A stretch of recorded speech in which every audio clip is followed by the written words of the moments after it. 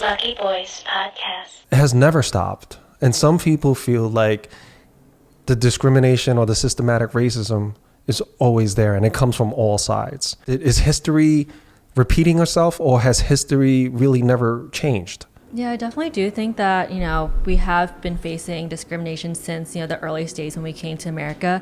But I feel like due to the pandemic, people have become more emboldened to act on, these like prejudice and this, and these stereotypes of Chinese Americans because of, what our politicians have been saying, like the resentment they've been feeling, cooped up at home or losing their jobs. So, and I do kind of relate to what you're saying, the Asian bubble, because growing up in New Jersey, I did grow up in predominantly like white and East Asian kind of neighborhood. And I was very shocked because I had never like heard the racial slur before or like felt threatened for my life until like, I think it was May of 2020 when I was just walking on the streets of New York and someone like called me the racial slur and was like following me. And I felt like really scared at that moment. It never happened to me.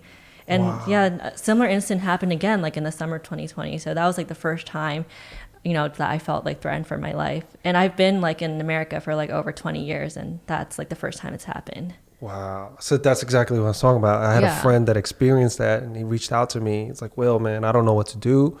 I just didn't buy in, but until it happened, then now I know it's true. Like he was in total denial for a long time, and until it happened too close to home and the whole bubble burst, he really didn't know how to digest that. And then I have another, and I just gave me an interesting perspective seeing from because he wasn't wrong. That was his reality. Meanwhile, the other one has faced it his entire life. Yeah. He's just been around it. It's just been he didn't grow up in that bubble. He grew up outside of it, and he didn't grow up in the Asian community. So he was actually like the token Asian guy in there. So he was burned. And anyone, I guess Asians listening to this, or any minority, or even a white person that grew up and that was a token white guy anywhere, it would feel kind of awkward being the only one there. And depending on the neighborhood you grew up in, it could be really rough for some of these people. And to them, they feel like nothing has changed. And to this person, it's on the other hand, like you, it's just, oh my gosh, like this is what it's like out here. When I was little, they told me this story of when I was in school. They said that this princess, she lived a beautiful life in a castle, and it was just great. Everybody was happy. There was always an abundance of everything, until the day that she stepped her foot outside the castle, and she saw there was poor people, beggars, people that were hungry, starving, children looking for scraps on the food, and she couldn't live with herself. And moral story, she just stopped living in the castle. She wanted to go out into the world and help. But I just find it fascinating. And I do ask myself that question. Has it changed? And if it hasn't, will it ever change? Yeah, I was just going to point out there, we did experience that one time. If you remember, Chloe, we were giving a tour and one homeless person walked up to us and said, like, that's not right. And that part of history was about like Chinese Americans participating in World War II. And he claimed that like it's not about Chinese Americans, it's about, the Germans in the US. And I'm like, well, Chinese Americans did participate in the war and helped out the US. So I think there was a little bit of like, I don't know, it may be part of like the Asian hate crime. So we all obviously feel a little scared and we try to disassociate from that situation as much as possible. But I think in terms of like actually all the hate that's been happening, I think the pandemic just like exponentially increased and like blatantly put the elephant in front of your face. Like this has been happening. You might not notice it and it might be very discreet, right? Discreet racism is a thing where like in the workplace, like, oh, you might be overlooked, right? If you're Asian or if you're of like a minority, you just don't notice it. But the violence, you can see it.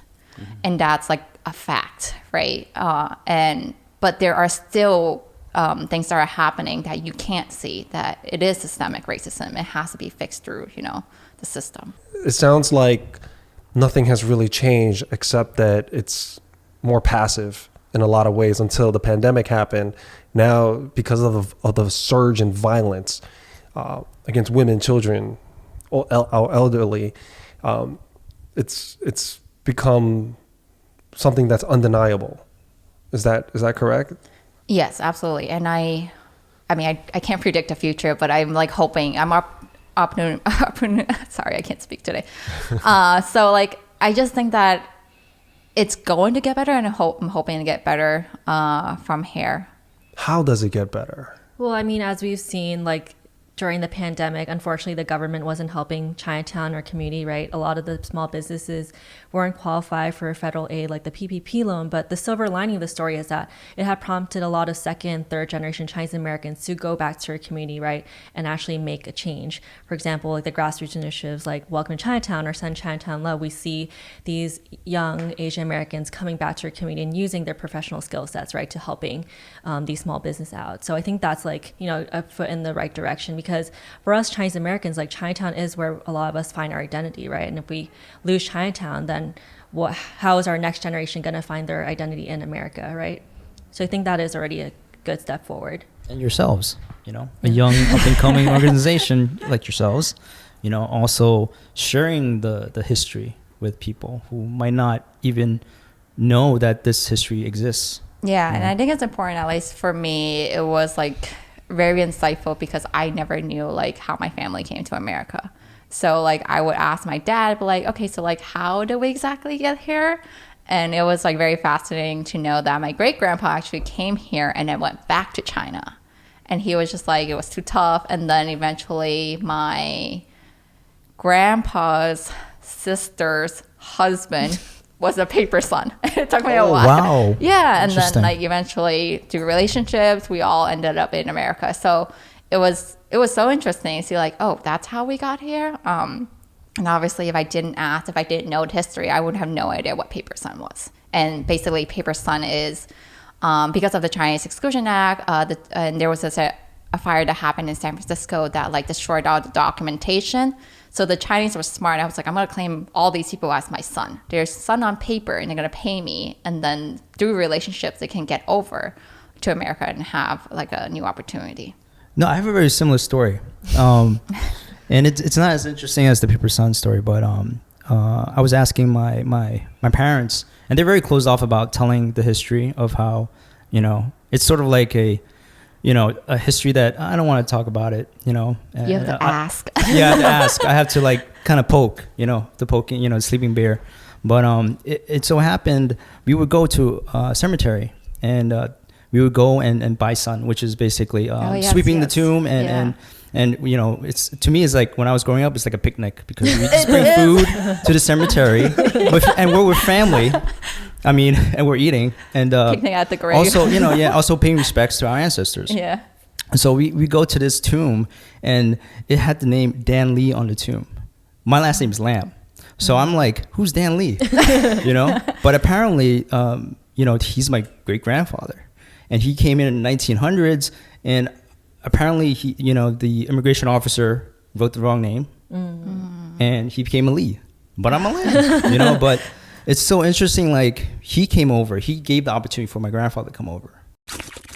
Lucky Boys Podcast.